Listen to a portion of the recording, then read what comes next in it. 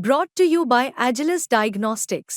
Health test की बात आती है तो मैं भरोसा करता हूँ India largest diagnostics company Agilus diagnostics. खुद को टेस्ट करते रहो। नमस्कार दोस्तों, क्राइम तक में आप सबका स्वागत है। मैं हूं सुप्रतिम बनर्जी। मध्य प्रदेश के खरगोन जिले की ये कहानी है। खरगोन जिले में एक पुलिस स्टेशन है बलवाड़ा, और इस बलवाड़ा पुलिस स्टेशन की हद में एक गांव आता है किशनपुरा। इस किशनपुरा गांव में 29 मई 29 मई की सुबह एक बड़ी घटना हुई। गांव से किसी ने पुलिस को फ़ोन किया और ये बताया कि उसी गांव में रहने वाले एक 18-19 साल के नौजवान जिसका नाम प्रीतम है, उसकी किसी ने हत्या कर दी है। सुबह सुबह ये कत्ल की वारदात हुई थी, और वारदात भी कहीं सुनसान इलाके में नहीं बल्कि उस लड़के के घर में ही हुई थी, घर की छत पर।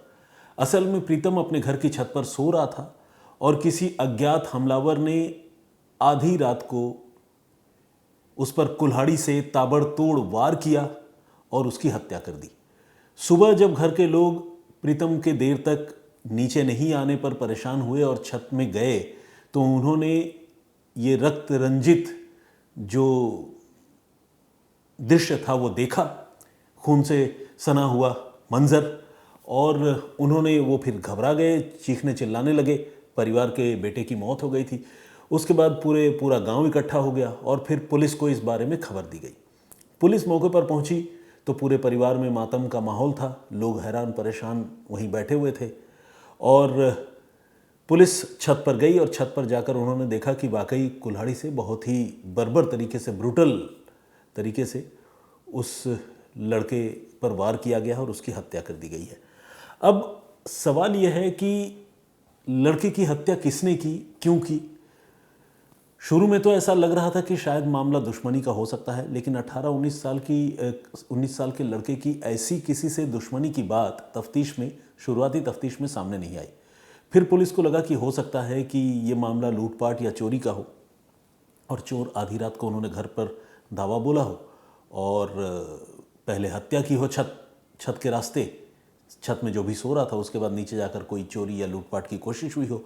लेकिन इस थ्योरी को भी पुलिस बहुत ज़्यादा डेवलप नहीं कर पाई, क्योंकि घर में से कोई भी सामान न तो गायब था और न ही ऐसा कोई खटका जिसमें चोरों के आने या फिर भाग जाने या कुछ लेकर जाने, इस तरह की कोई बात जो है पुलिस की तफ्तीश में सामने नहीं आई। अब पुलिस भी सोच में पड़ गई कि आखिर इस कत्ल की वजह क्या हो सकती है। इस बीच पुलिस को तफ्तीश के दौरान एक बहुत अजीब सी बात पता चली। वो अजीब बात ये थी कि प्रीतम जो है उस रात छत पर अकेला नहीं सो रहा था, बल्कि उसके साथ उसका एक कज़न भी उसी छत पर मौजूद था और वही छत पर सो भी रहा था। अब सवाल यह है कि बगल में ही छत पर सो रहे किसी दूसरे आदमी की हत्या हो जाए और एक और लड़का जो वहाँ सो रहा हो उसे इसकी भनक तक न लगे, ऐसा कैसे हो सकता है? और वो भी कुल्हाड़ी से ताबड़तोड़ वार करके। चीख ना सही, मैं कह रहा हूँ कुल्हाड़ी के वार का कोई खटका, कोई आवाज़ तो आई होगी जिससे बगल में सो रहे लड़के की नींद खुल जाए, लेकिन उस लड़के ने भी कुछ नहीं देखा, ना तो किसी को कुछ बताया। तो पुलिस ने अब उस लड़के से पूछताछ करने की शुरुआत की।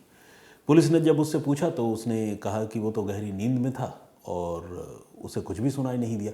वो तो सुबह जब उसने लोगों की आवाज़ सुनी तब उसकी आँख खुली और पता चला कि बगल में भाई की हत्या हो चुकी है।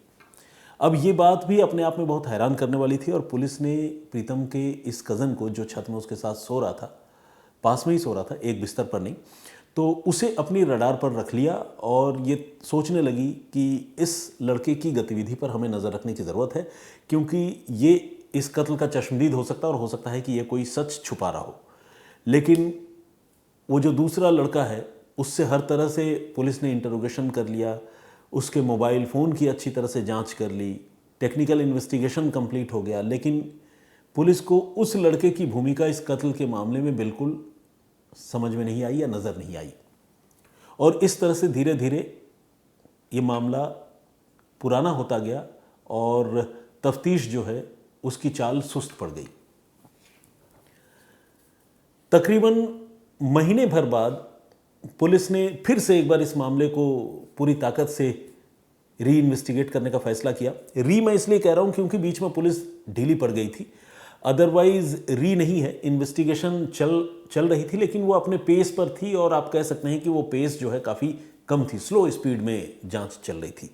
तो खैर पुलिस ने जब महीने भर बाद फिर से इस मामले को रिविजिट करने का फैसला किया तो परिवार वालों से पुलिस ने पूछताछ की। तो परिवार के सारे लोग तो मिले, लेकिन इसी पूछताछ और तफ्तीश के दौरान पुलिस को ये पता चला कि प्रीतम के जो चाचा हैं वो अपने पूरे के पूरे परिवार को लेकर, यानी बीवी बच्चों को लेकर महाराष्ट्र जा चुके हैं और अब वहीं रहकर वो मेहनत मजदूरी करते हैं और वहीं काम करते हैं। पुलिस ने पूछा कि जब हम आए थे सीन ऑफ क्राइम देखने के लिए और एक दो दिनों तक तो उनसे हमारी बातचीत भी हो रही थी, सब कुछ वो यहीं थे, फिर अचानक उन्होंने कब ये फैसला किया? उन्होंने कहा कि बस घर वालों ने कहा कि बस इस घटना के एक दो दिन बाद ही समझ लीजिए कि वो अपने पूरे परिवार के साथ महाराष्ट्र चले गए।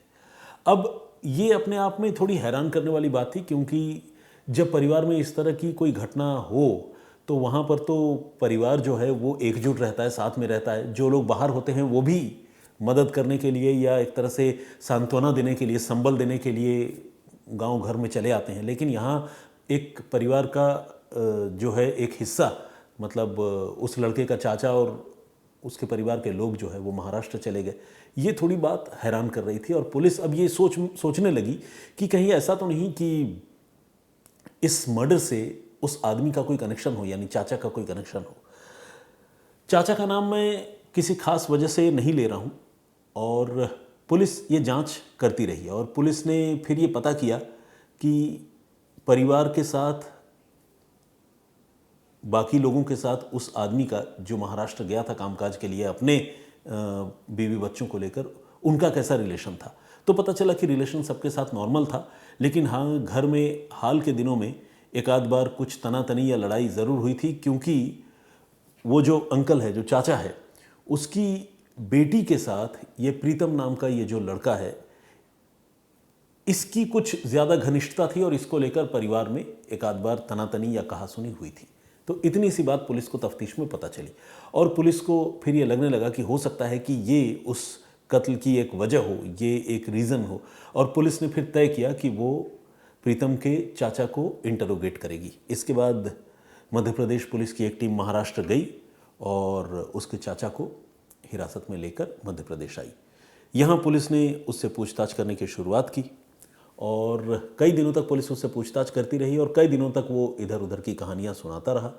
लेकिन आखिरकार पुलिस ने जब उससे थोड़ी सख्ती की और उसे ये भी बताया कि कत्ल का मोटिव उसे पता चल चुका है और मोटिव जो है उसकी बेटी के साथ प्रीतम के रिलेशन या घनिष्ठता वाली बात है, तो इस पर जो है वो आदमी जज्बाती हो गया और वो टूट गया।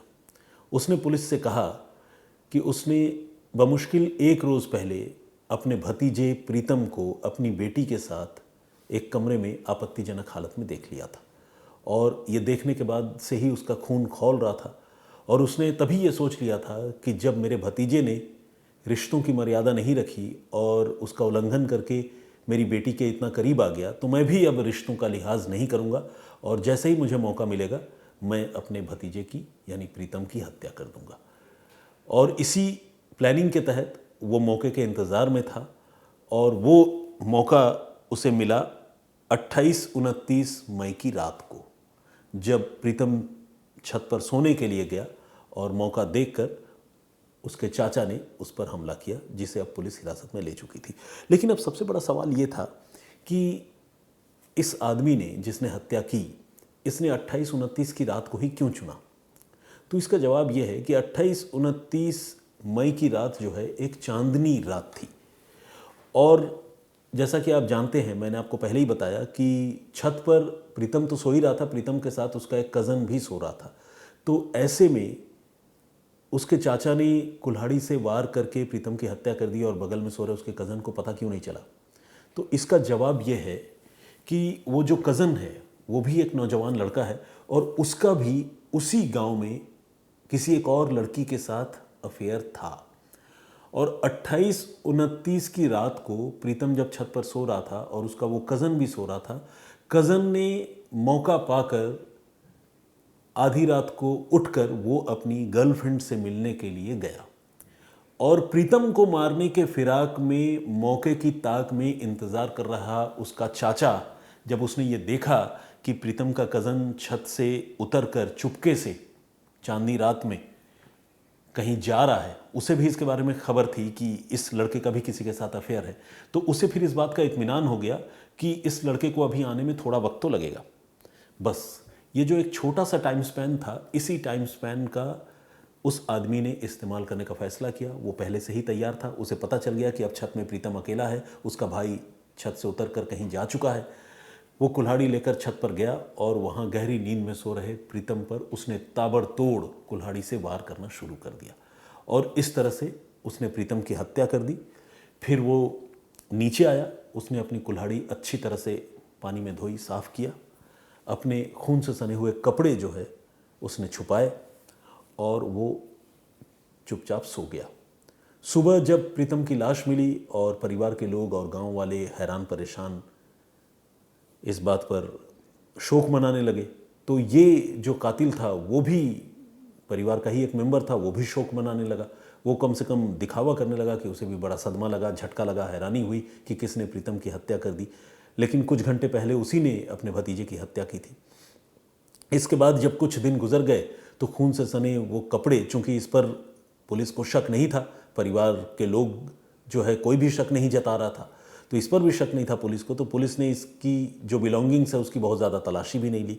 मौका पाकर तकरीबन 4 दिन बाद पास में ही एक नदी बहती है उस किशनपुरा गांव के, उस नदी के पार सुनसान जंगली इलाके में जाकर उसने अपने खून से सने कपड़े जो है वो चुपके से जला दिए और उसे इस बात का इत्मीनान हो गया कि अब पुलिस कभी भी उसे गिरफ्तार नहीं कर सकती।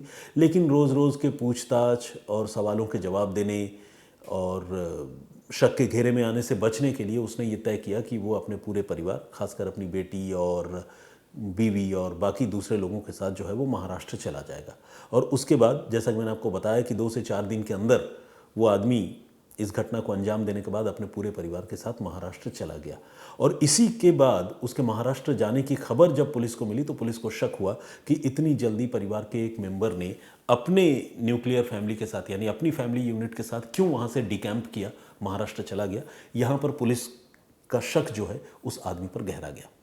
अब एक और बहुत ही दिलचस्प बात, हालांकि कत्ल जैसे संगीन और दुखद मामले में दिलचस्प कुछ भी नहीं होता, लेकिन जब लोग एक दूसरे को डॉज करने और झूठ बोलकर बचाने की कोशिश करते हैं और जब वो पकड़े जाते हैं तो वो हिस्सा जो है उसके लिए मैं सिर्फ इस बात का इस शब्द का इस्तेमाल कर रहा हूँ, वो ये कि वो लड़का जो उसका कज़न था वो आधी रात को अपने बिस्तर पर नहीं था और वो वहाँ से कहीं और गया हुआ था।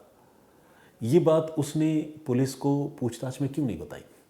तो उसका सीधा सा जवाब ये है कि चूंकि वो भी किसी के साथ रिलेशन में था और उसके पास ये बताने की कोई वजह नहीं थी कि आधी रात को वो उठकर अपनी गर्लफ्रेंड से मिलने गया है, क्योंकि गांव देहात में ऑब्वियसली, ऐसे तो शहरों में भी जो है कोई बहुत ज़्यादा स्वीकार्यता लड़का लड़की के मिलने को लेकर बहुत ज़्यादा नहीं है। कम से कम इस तरह चोरी छिपे वाला मिलना और रिलेशनशिप में रहना हमारा समाज दूसरे तरीके से सोचता है। तो गांव में तो आप समझिए कि और पाबंदियों वाला माहौल है। तो ऐसे में उस लड़के के पास कोई वजह नहीं थी इस तरह की कि वो बता पाता कि मैं क्यों आधी रात को यहाँ से कुछ देर के लिए गायब हुआ था। इसलिए वो लगातार पुलिस को और तमाम लोगों को ये झूठ बोलता रहा कि वो तो सो रहा था और उसके बगल में भाई की हत्या हो गई, उसे पता नहीं चला।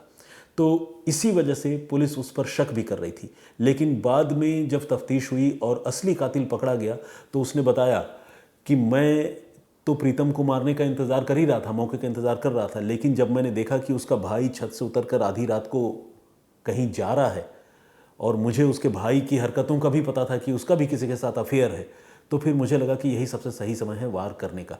तो इस तरह से पुलिस ने कातिल को तो पकड़ा, लेकिन कातिल के साथ साथ प्रीतम के कज़न जो रात को छत पे उसके साथ सो रहा था, उसके झूठ की भी पोल इस तफ्तीश में खुल गई। तो खैर वो बहुत सिग्निफिकेंट बात नहीं है कि वो रात को क्यों उतरा और क्यों गया, क्योंकि उसका जुर्म से डायरेक्टली कोई लेना देना नहीं था। हाँ, वो अपनी पोल पट्टी खुलने से बचने के लिए झूठ ज़रूर बोल रहा था कि मैं सो रहा था और बगल में हत्या हो गई। बहरहाल ये थी पूरी कहानी, जिसमें पुलिस ने तकरीबन महीने भर बाद काफ़ी मेहनत से इस मामले को सुलझाया और जो गुनहगार है न सिर्फ उसे गिरफ्तार किया बल्कि उसकी निशानदेही पर वो राख जहाँ पर उसने खून से सने कपड़े जलाए थे।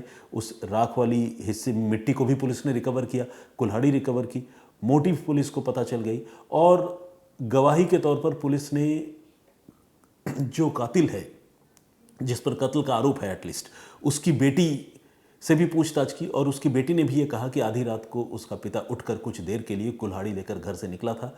उसे इस बात की खबर थी, लेकिन उसे ये नहीं पता था कि उसके पिता इतनी भयानक घटना को अंजाम देने जा रहे हैं। असल में जब उसके पिता ने अपनी बेटी को देख लिया था आपत्तिजनक हालत में अपने ही कज़न के साथ, प्रीतम के साथ, तो उसके बाद उसकी भी अच्छी खासी पिटाई की थी। तो इससे वो लड़की भी काफ़ी घबराई हुई थी और वो भी सारी बात सच नहीं बता रही थी। यही वजह है कि पुलिस को इस मामले में सच्चाई का पता करने में तकरीबन महीने भर का वक्त भी लग गया। तो ये थी पूरी कहानी। इस पूरे घटनाक्रम पर आपकी क्या राय है, प्लीज़ हमें कमेंट करके ज़रूर बताइएगा। मैं फिर हाजिर होऊंगा किसी और कहानी, किसी और वाक़े के साथ। तब तक अपना बहुत ख्याल रखिए, सुरक्षित रहिए। जय हिंद, जय भारत।